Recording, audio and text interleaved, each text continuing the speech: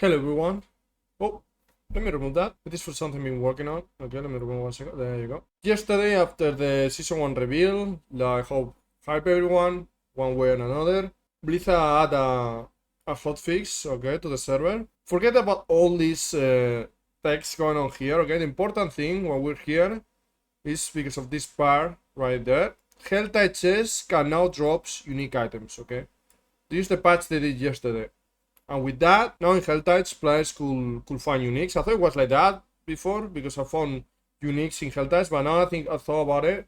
I think I found the uniques only when killing enemies and not actually in the actual chest.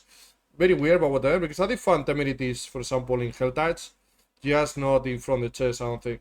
In any case, it's a good change, right? But what this caused was a lot of players finding Sakos, even multiple Sakos in Helltides, very easy. Everyone was getting Sakos in Helltides because of this change, and then Blizzard had to hotfix. But why did the Helltides drop Sakos so easily?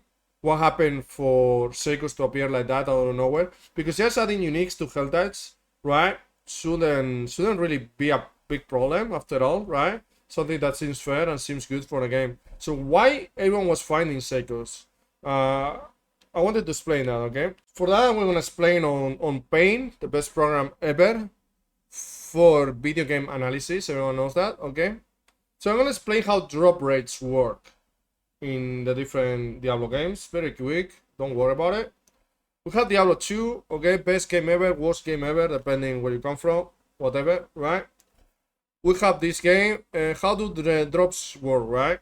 In Diablo 2, items have every item has a specific base.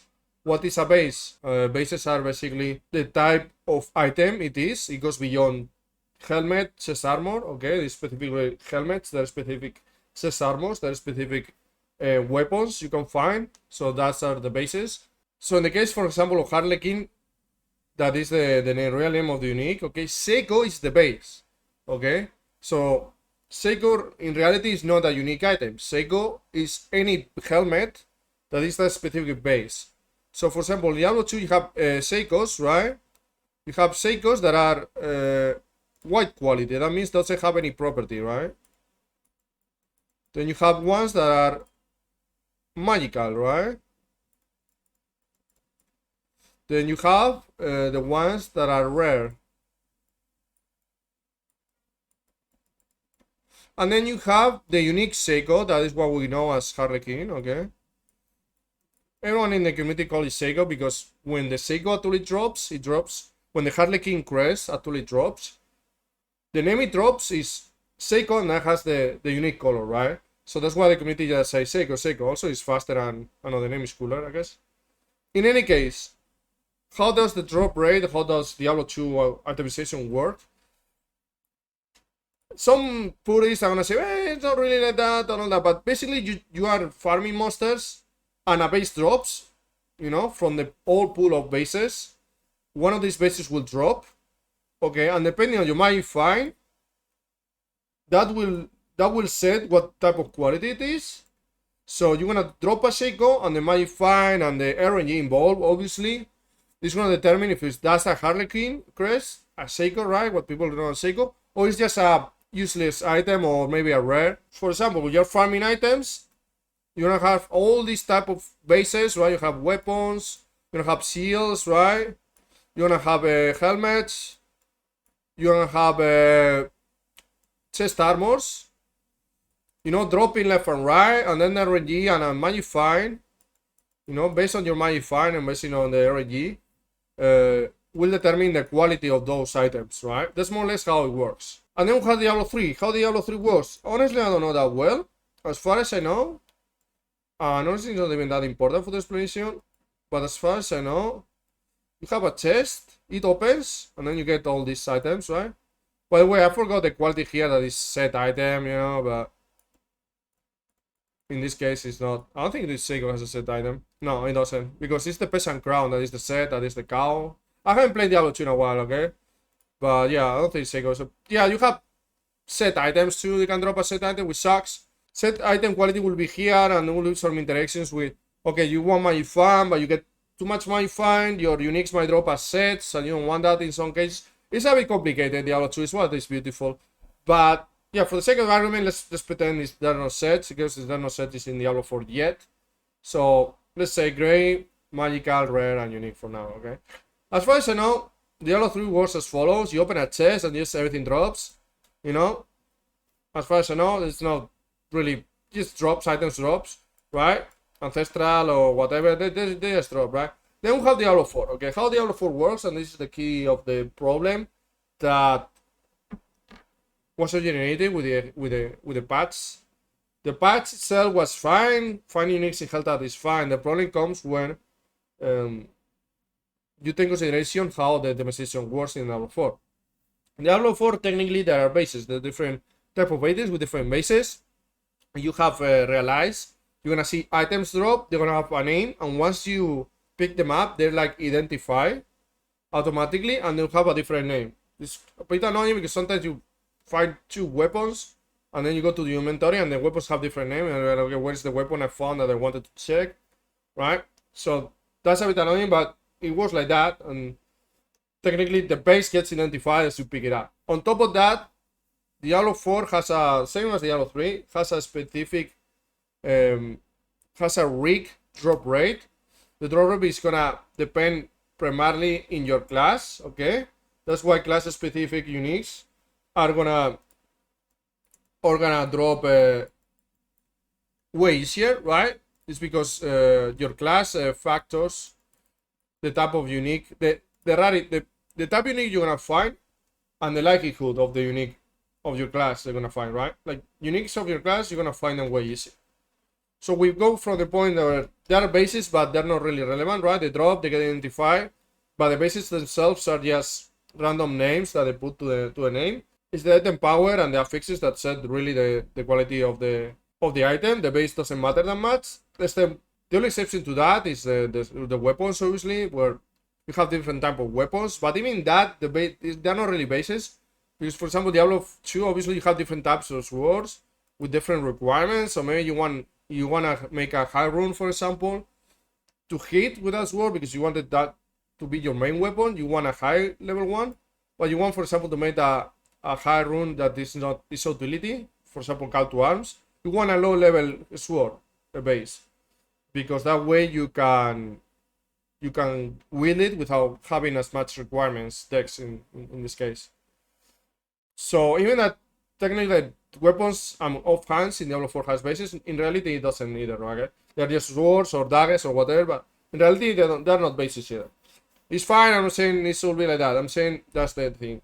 So when something drops, okay, it's gonna depend on your level, the monster's level, because uniques is gonna rely on the monster's level. Yeah, uniques in Diablo 2 were locked behind some level 2, right? Some you can only find, for example, in high level areas that has Sanctuary. So in that regard, it's more or less the same. But it's gonna factor your level, right? The level of the monster, the level of the area you are technically, but you know, the level of the monster is the level of the area. It's gonna factor what class you are, right? And then obviously it's gonna be RNG involved. It's gonna be RNG, obviously, it's a Diablo, it's an RPG. It's gonna be RNG involved in what item is gonna go, okay? So the problem with these Helltides is that when you're playing with a class that doesn't have a specific helmet uniques for that class, you are playing a class that doesn't have a specific class, a specific helmet for that class, right? In an 80 area, 85 area, and the RNG sets is uniques, right? It won't happen like in Diablo 2 that a base drops and sets unique, and the unique will be related to that base, okay? Here a Sakos is dropping. A Sakos is dropping no matter what, right? No matter what the Sakos is dropping. The RNG will set what type of quality is. Here, because there is not a specific class in this Helltides, why people are aware. The reason why people were getting Sakos left and right is because when you're in a level 85 plus area, your class doesn't have any unique, right? And the RNG sets that you're getting a unique, and they're pretty much the RNG was a bit rigged because they were way too common. It's like they wanted players to find uniques way easier. It's gonna drop as a Sakos. It's gonna drop as a Sakos because the base doesn't matter. It's all about it being either unique or not being unique. And if it's unique, there's no class specific one, so it can only be a Shako. Okay, so that's why people were finding left and right. The important thing is how the atomization works in Diablo 4. Okay, because this is one problem that appeared because of the atomization of Diablo 4. You might like the atomization or not, but this type of atomization is what caused this problem. Okay, it wasn't Helltides, it wasn't that uniques are dropped in Helltides. That should be normal. Uniques should drop everywhere. But the problem is this class-specific unique system where you are playing a Necro, you only see Necro uniques. You could say that you don't mind that, you think it's fine because then you play a sorcerer or you play a class and you're gonna find more items for that class. You can think that's fine. But it has its complications, okay? And not only we see this problem now that Blizzard had to repair the patch and remove the units from the Helltides. This type of optimization, I feel like it's gonna cause more problems in the future, one way or another. Like when you set a mechanic, when you set a core system, and you keep adding things on top of it, it's gonna cause problem. Like in future leaks, if a leak mechanic makes it easy to find more uniques, there's gonna be some way for people to find uniques in a way that is not intended. It's just gonna happen. Okay, the beauty of Diablo 2 is simple, it's very uninvolved. The basic system is just a perfect solution to avoid people doing this type of scenarios we saw with the Helltides. And even with the increased drop rate involved, forget about that, right? Because even they took 3 days to do this, it's still not intended really. You find these Sakos in a higher rate than you find it maybe in class-specific chest armor, just because you're going for the helmet, in the chest helmet in the Helltide, and you just find these Sakos that should be a unique that you shouldn't find that easy, right? When you make a core system too simple, you might think it might be good for a player because they understand it faster and it's fine. But there are gonna be easier ways to get unintended consequences out of them.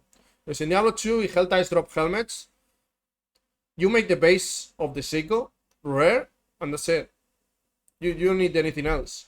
In Diablo 4, you're gonna need to make it so helmets in the Helltide drop as a unique a bit less often, but then you need to factor the drop specific class item, right? So you're gonna make it so Necros and classes or Druids, class with class specific uniques that are helmets, drop more or less commonly, right? They're more common. And then for classes that have helmets, you need to drop the drop rate of uniques, because since they don't have a class specific unique helmet, you need to drop the drop rate, so that way you don't get this effect, right? So at the end, you make a complex system, the outcome is easy to understand and easy to fix. You make a simple core system, it's gonna make developers break their heads trying to solve these problems. And that we're just in the real struggle is that we're just in season 0. There's not really a lot of mechanics going on. There's not things that stack over Helltides. There's not a lot of mechanics that interact with each other, and we're already having these problems. You might say it's an overseen from developers, but when you're trying to fix games, when you're trying to bring content, season after season, and even within a season, these things are gonna happen, and it's the problem. Like, I think the foundation of Diablo 4 is not as good. I think it's better than Diablo 3, thank God, but I don't think it's as good as other games. And we'll see problems like that in the future. I keep saying it that Diablo 4, I feel like in a lot of ways, is trying to build the house from the roof, right? It's starting to build a house from the roof instead of trying to set a good foundation. Hopefully I'm wrong, but at least I hope that you guys know now why the Shakos were dropping like crazy in these Helltides and what happened with this small drama that honestly I think is kind of funny. I don't mind when other people get things. It's not an exploit. People will just play in the game. So I think it's kind of funny. Okay, good for them. Enjoy your Shakos if you got there. Yeah, see you season 1. Peace out.